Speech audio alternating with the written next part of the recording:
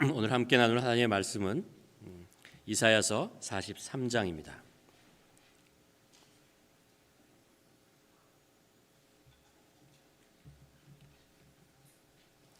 이사야서 43장 1절 말씀인데요. 한 절인데 우리가 함께 한 목소리로 우리가 봉독하도록 하겠습니다.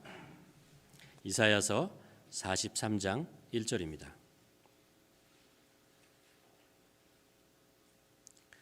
함께 봉독하겠습니다.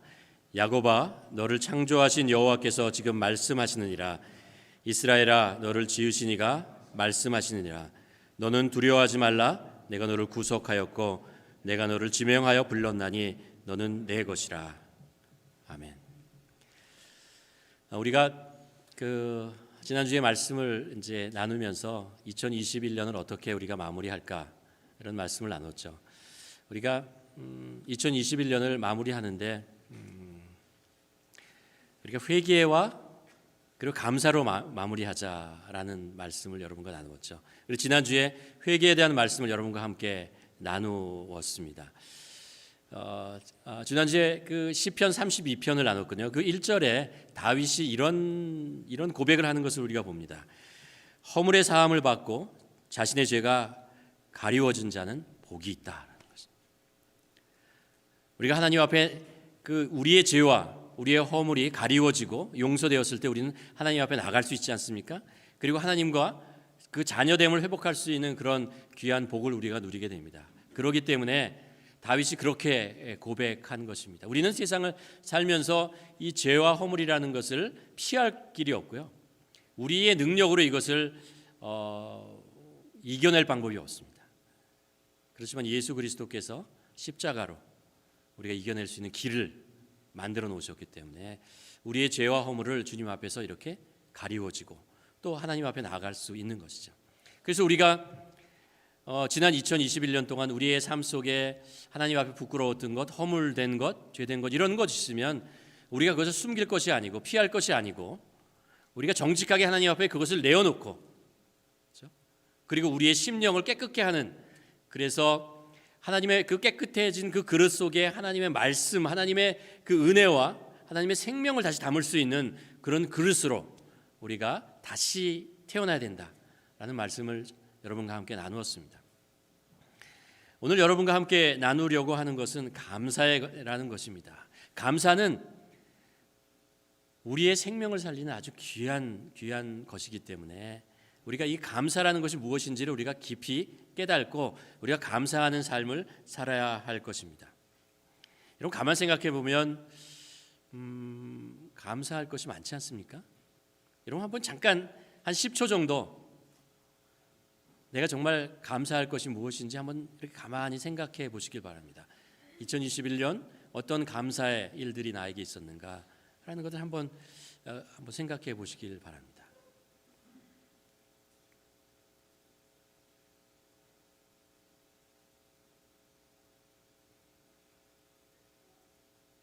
그렇죠, 많죠. 우리의 건강한 것잖아요. 우리의 건강이 완벽하진 않지만 우리가 그래도 하나님을 예배할 수 있고 또 일을 할 수 있는 그런 건강을 주신 것, 그리고 일할 수 있는 곳 주신 것잖아요. 그리고 가족이 있다는 것 감사하고 또 친구들, 또 학교 공부할 수 있는 것, 그뿐만 아니라 또 우리가 캐나다에 살고 있는 것. 이게 감사한 거 아닙니까? 또 감사할 것은 럭키 산맥이 그 아름다운 럭키 산맥이 우리 주위에 있다는 것이 너무나 감사한 일이 됩니다. 또 팬데믹 상황 속에서 또 우리의 건강을 지켜주기 위해서 애쓰고 수고한 많은 사람들이 있잖아요. 의료진, 약국부터 시작해서 많은 분들이 수고하고 애쓴 그런 것들을 우리가 알 수 있습니다. 또 그뿐만 아니라 우리 신앙적인 면에서도 우리가 구원을 받고 믿음의 공동체가 있고 같이 예배 드릴 수 있는 예배 공간이 있다는 것, 이런 것들이 우리들에게 큰 감사이고 기쁨이 되는 것을 압니다. 가만히 우리가 감사의 조건들을 생각하고 그것을 생각으로만 끝나지 않고요, 좀 이렇게 적고잖아요. 감사를 적는 것으로 끝나지 않고 우리 주위에 나에게 그런 감사의 조건, 내가 감사할 수 있는 마음을 준 그런 분들이 있다면 직접 가서 감사하다는 표현을 하는 거죠.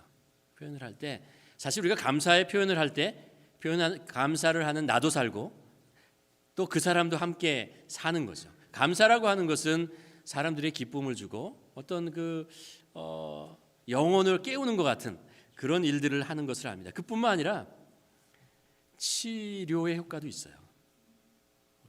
우리가 다 힘들고 어려운 것들이 있잖아요. 그럴 때 누군가가 나에게 감사의 말을 당신 때문에 내가 형제님 때문에 자매님 때문에 감사했습니다 라는 이야기를 듣는다면 얼마나 기쁘겠어요. 내가 그냥 헛산 인생이 아니구나. 내가 조금이라도 누구에게 감사의 어떤 그런 영향을 줄 수 있는 그런 삶을 살았구나 라는 거 있잖아요. 그게 우리를 세우는 거죠. 어떤 신문에 이런 기사가 뜬 것을 읽어보았습니다. 내 처지가 화가 나고 다 때려치우고 싶다면 그럼 주위에 감사할 일을 3가지만 적어보십시오. 순간 머리가 맑아지고 기분이 나아질 것입니다. 여러분 동의하십니까? 네, 한번 감사할 것 딱 3가지만 한번 써보시면 그렇구나. 성경에도 우리가 얘기하잖아요. 항상 기뻐하라. 쉬지 말고 기도하라. 그리고 뭐라고요? 범사에 감사하라. 이게 하나님이 우리를 향한 명령이라고 하셨어요. 우리는 감사를 하면서 살 수밖에 없고 감사를 할 때 우리의 생명이 살아나고 우리의 영혼이 살아나는 것이다라고 하나님께서 우리의 창조의 원리를 가르쳐 주시는 거죠. 우리가 감사하는 삶을 살아야 합니다. 에머슨이라는 교수가 이런 실험을 해봤어요. 12살부터 80세에 사는 사람들에게 사람들을 이렇게 모아가지고 2그룹으로 나눴어요. 한 그룹에게는 여러분이 감사할 것이 있으면 계속 쓰시며 사십시오 라는 것이고, 다른 한 그룹에는 여러분이 일기를 쓰는데 그냥 일어났던 일들을 그냥 기록하십시오 라고 했어요. 그리고 나서 한 달이 지났더니 이게 놀라운 변화, 이제 교수니까 이런 어떤 심리적인 것뿐만 아니라 아주 생체적인 이 모든 것들을 한번 조사해 보았습니다. 그랬더니 늘 감사하며 일기를 썼던 사람들의 4분의 삶이 행복 지수가 이전보다 한 달 전보다 훨씬 더 올라갔을 뿐만 아니라 자는 수면도 길어지고 운동도 더 효과적으로 하는 그런 일들을 경험하게 되었다는 것입니다. 특히 몸에 흐르는 호르몬까지도 변화가 되는 그런 것들을 검사의 결과로 나타냈다고 합니다. 그렇잖아요. 하나님께서 창조하신 창조의 질서를 따라 사는 것, 그것이 우리가 사는 길입니다. 여러분 동의하십니까? 우리가 얘기하지만 창조의 질서에 그런 것이 있잖아요. 안식일을 지키라라는 거 있잖아요. 7일의 하루는 쉬라라는 말을 하는 것, 이런 것들을 따라서 지내는 것, 항상 기뻐하라, 쉬지 말고 기도하라, 범사에 감사하라, 이런 것들을 따라서 사는 것, 그 리듬을 하나님이 창조해 주신 그 법칙을 따라서 사는 것이 우리의 영혼과 우리의 육체와 우리의 마음이 살아가는 건강해질 수 있는 길이라는 것을 우리가 알게 되는 거죠. 저도 이제 본의 아니게 목회자가 되어서 본의 아니게 능력 이상으로 많은 분들의 성도님들을 위해서 목회를 해야 되는 그런 상황이 되는 것이 힘들어요. 솔직히 만들어서 힘듭니다.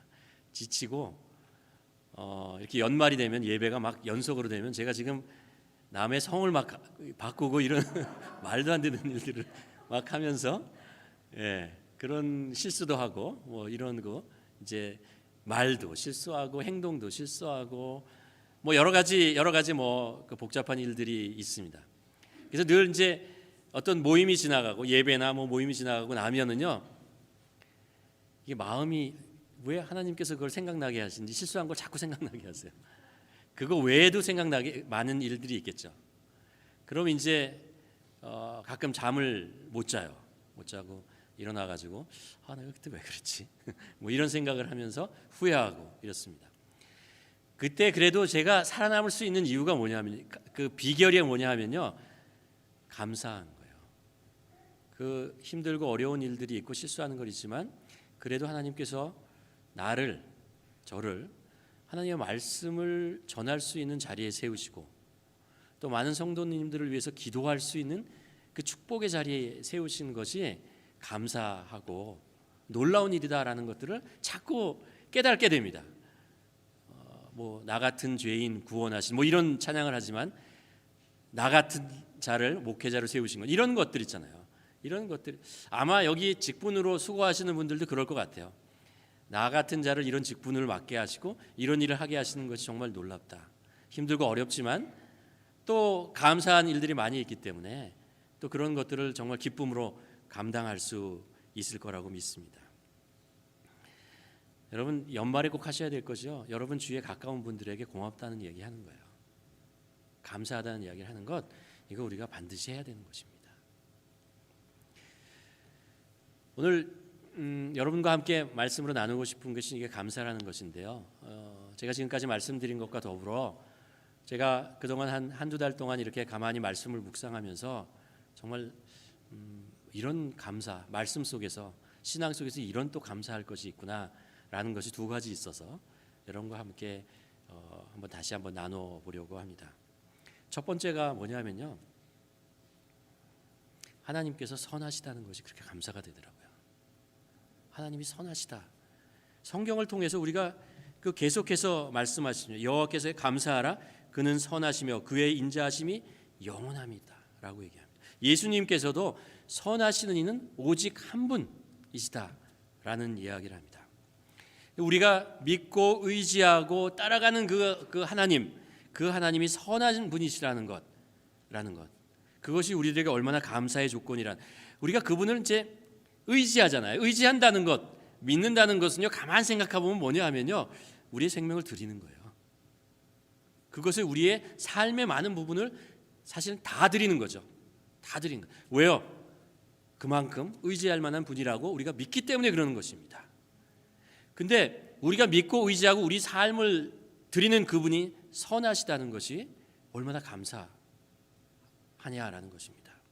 어쩌면 이 말이요, 너무나 당연해서 그게 감사의 조건이 되나? 하나님은 당연히 선하셔야지 라고 생각을 하지만 우리가 믿고 의지하는 분이 만약 선하지 않다고 생각해 보세요. 우리가 믿고 의지해야만 하는 그분이 선하지 않다라고 한번 생각해 보시기를 바랍니다. 우리가 삶 속에서 한번 그런 거 경험하잖아요. 우리가 직장에서 일하다 보면 좋은 상사를 만나기도 하지만 정말 힘든 상사를 만나기도 해요. 까다롭고 힘들고 왜 그걸 가지고 트집 잡고 공평하지 않게 사람들을 대하고 무리하게 푸시를 하고 이런 일들 있잖아요. 그런 일들 밑에서 한번 일해 보시면, 경험이 있다면, 야, 좋은 상사 밑에서 일한다는 게 얼마나 큰 것이라는 것을 알아요. 또 우리가 북한에 있는 우리의 형제 자매들을 생각하면서 무슨 생각을 하냐면, 내가 만일 북한에서 태어나가지고 평생을 이렇게 살아야 한다면 얼마나 힘들고 어려울까라는 거예요. 제가 옛날에 2000년도 초에 우즈베키스탄을 단기 선교 간 적이 있어요. 거기에 한 할아버지 88세, 그 당시 2001년이었으니까 지금 아마 돌아가셨겠죠. 88년도에 88세의 할아버지를 만났는데 이분이 의사세요. 그렇게 만나서 복음도 전하고 그랬는데, 이분이 어디에서 사냐 하면은 집에 들어갔는데 흙바닥이에요. 장판이라는 게 없어요. 흙바닥에 그냥 앉아서 뭘로 먹고 사시냐 하면은 진통제 하나 가지고 사람들이 오면 치료할 약도 없고 아무것도 없어요. 그냥 어디 아프다 그러면 진통제 하나 주신 거예요. 그걸 돈을 받고 그런 식으로 사는데, 이분이요 원래 블라디보스토크에 계신 분이었어요. 고향이 서울 덕수궁 돌담길 옆에서 사셨다고 그러더라고요. 그러다가 유학을 미국으로 가려고 그러는데 못 가서, 그 당시 이제 블라디보스토크에 좋은 의대가 있다고 해서 거기 갔어요. 가가지고 사시다가 공부 다 끝났어요. 그리고 이제 돌아오려고 하는데 1937년 스탈린이 일본과 전쟁을 하면서 국경을 막아버렸어요. 그래가지고 이 사람이요 졸지에 어떻게 됐냐, 이분이요 거기서 기차를 타고 조선족들 있잖아요, 한국 사람들 모두 다 해가지고 중앙아시아 막 뿌려댔잖아요. 기차를 태워가지고 카자흐스탄, 우즈베키스탄 이런 곳에 막 겨울철에 그냥 강제로 이주시키고 살아남은 거예요. 살아갈 수밖에 없었어요.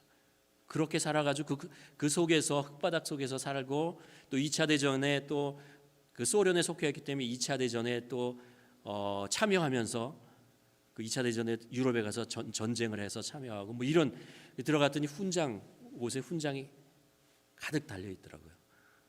근데 사는 것은 흙바닥에서 그러면서 사시는 모습으로 정말 지도자를 잘못 만나서 국가의 지도자를 잘못 만났을 때 그게 얼마나 불행한가, 그 인생이 어떻게 변하는가라는 것들을 우리가 보게 됩니다.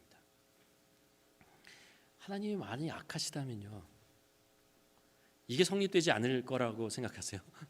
이스라엘 백성들이 그 통일 왕국을 이루고 나서요, 그 다음에 솔로몬 이후로 두 개의 나라로 나눠지잖아요. 북이스라엘이 우상을 섬기게 됩니다. 악한 왕들이 생기고 우상들을 데려오고 그 속에서 하나님의 백성이 있던 그들이 우상을 섬겨야 되고 그리고 악한 왕들을 그 복종해야 되는 그런 삶 속에서 200여 년을 살아가게 됩니다.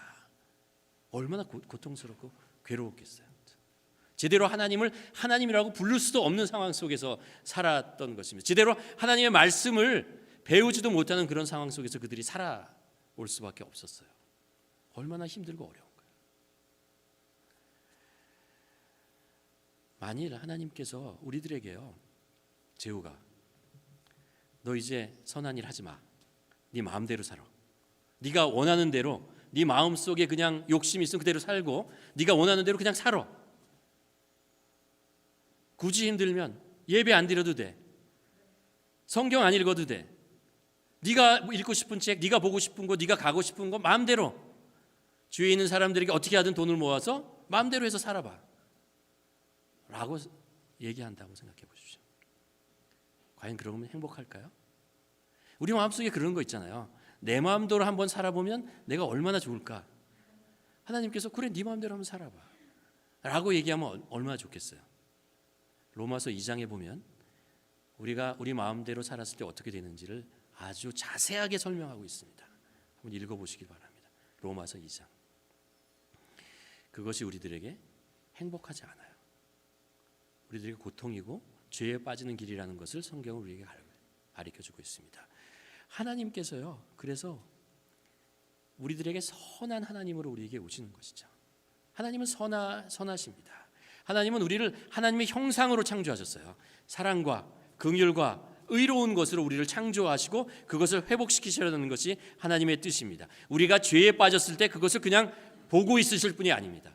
보고 있을 수가 없어요. 그래서 우리를 구원하시고 우리를 새롭게 하셔야만 우리 하나님은 잠을 잘 수 있으세요. 안 그러면 하나님께서 마음이 고통스럽고 힘들어서 살 수가 없으신 분입니다. 왜요? 하나님은 선하신 분이기 때문에 그렇습니다. 하나님은 죄를 심판할 수 있으시지만 하나님은 죄인을 용서하고 구원하시기를 원하시는 분입니다. 그래서 예수 그리스도를 이 땅에 보내시는 것이죠. 그리고 우리의 인생을 생명의 길로 인도하십니다. 사도 바울은 로마서 8장에서 이렇게 얘기합니다. 우리가 알거니와 하나님은 사랑하시는 자, 곧 그 뜻대로 부르심을 입은 자들에게 모든 것이 협력하여 선을 이룬다. 하나님께 선하시기 때문에요, 하나님의 뜻을 따라가는 사람은 선한 길로 가게 됩니다. 여러분 이것을 믿으십니까? 하나님이 악하시다면 우리는 하나님을 따라가면서 악한 자가 될 것입니다. 그러나 하나님이 선하시기 때문에 우리는 선한 길로 나아갈 수 있습니다. 나에게 선한 것이 없고 내가 부족하고 모자라도 우리의 하나님이 내가 믿고 의지하고 따라가는 그분이 선하시기 때문에 우리는 선한 길로, 생명의 길로 나아갈 수 있는 것입니다. 이게 정말 감사한 일이죠. 감사한. 우리는 다른 어떤 것보다도 우리가 하나님께 감사해야 될 것이 이거예요. 하나님이 선하시다는 거예요. 하나님이 선하시다는 거죠. 또 하나 감사할 것이 있는데 그것이 뭐냐면요, 하나님께서 우리를 하나님의 가족으로 삼아주셨다는 거예요. 하나님의 가족으로 만들어주셨다. 하나님께서 우리를 다루실 때 너는 내 말대로 해, 무조건 따라, 복종해 이렇게 말씀하시지 않아요. 하나님은요, 하나님의 그 선하신 일을 행하시려고 할 때 먼저 하시는 일이 뭐냐면요, 우리를 하나님의 가족으로 부르시는 거예요. 하나님의 사랑 안에 머물게 하는 것입니다. 하나님의 뜻이 무엇인지를 알려주는 것입니다. 하나님의 은혜를 경험하게 만드는 것입니다. 은혜를 경험하지 않고 우리가 하나님의 일을 할 수가 없어요. 은혜가 충만한 곳에서 우리는 하나님의 뜻을 따라서 살 수 있게 되는 것입니다. 그래서 하나님은 우리를 사랑의 관계 속으로 부르시는 거예요.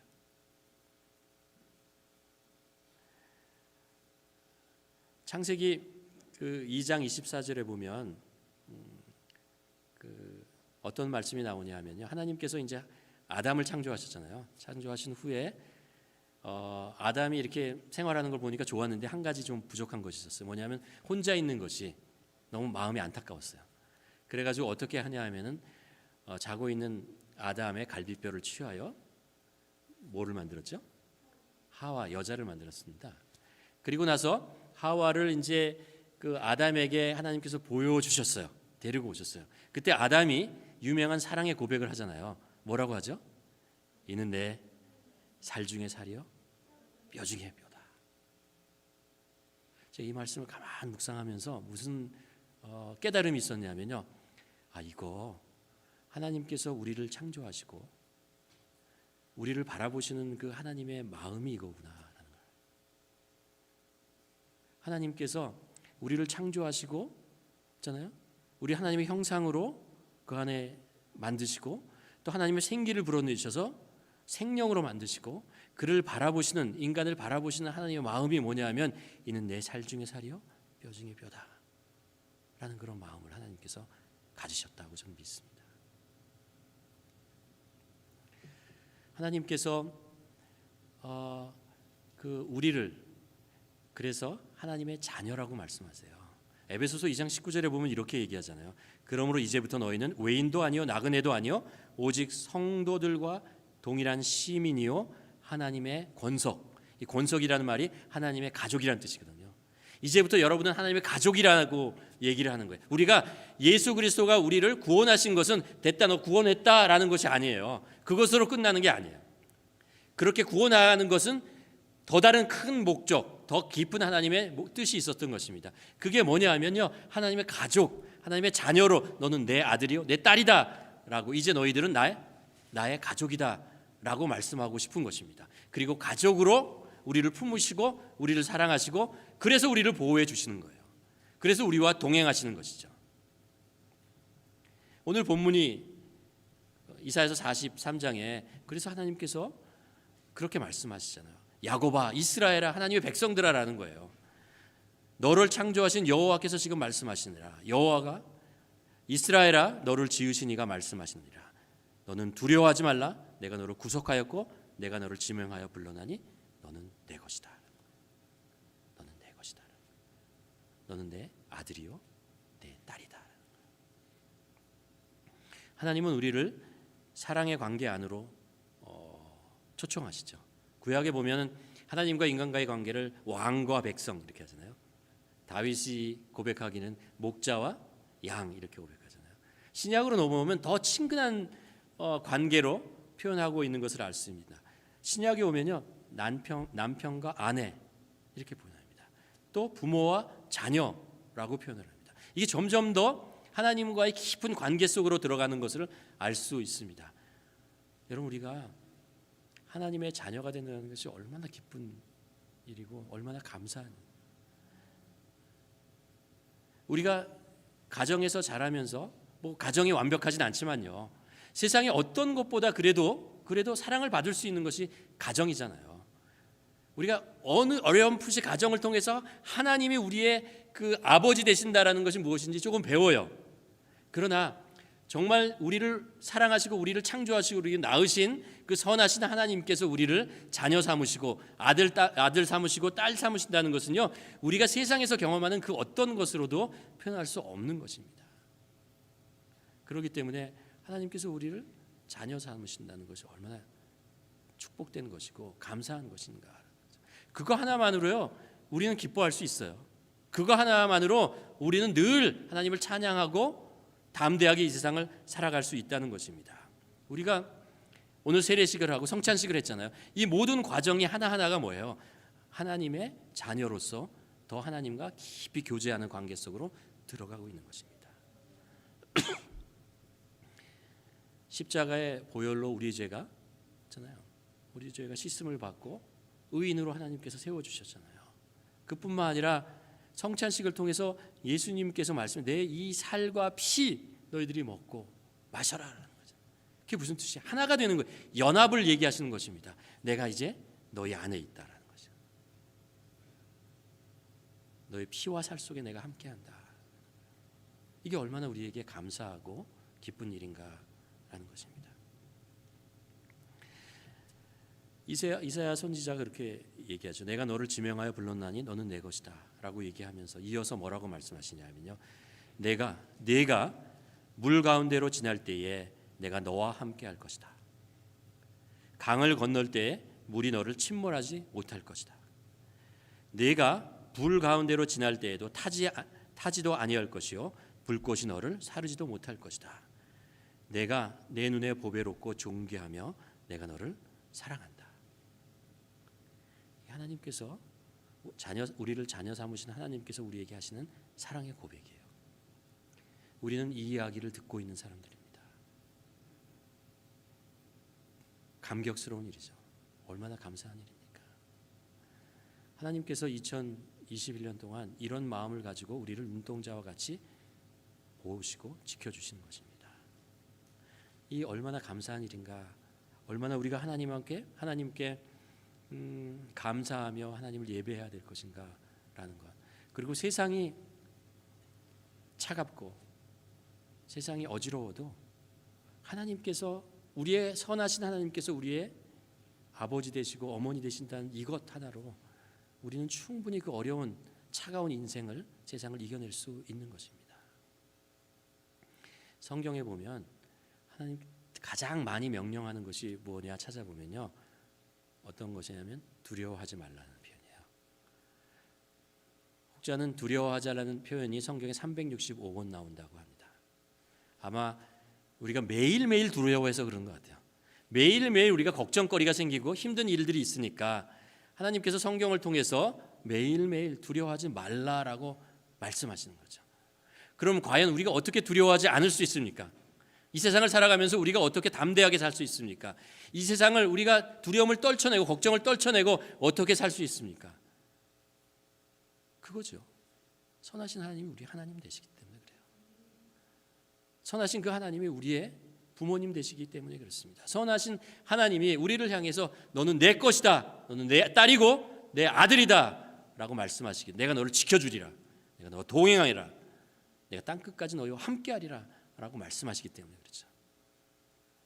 우리가 이 하나님이 우리에게 정말 온 힘을 다해서 우리들에게 말씀하시는 이 목소리, 이 음성을 우리가 잊지 말아야 합니다.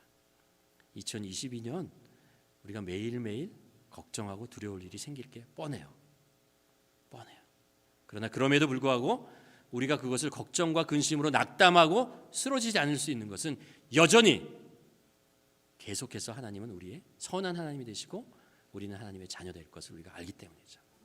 이 마음을 가지고, 이 믿음을 가지고 2022년 기쁨으로 이겨내는, 담대함으로 이겨내는 우리 모두가 되기를 주님의 이름으로 간절히 축원합니다.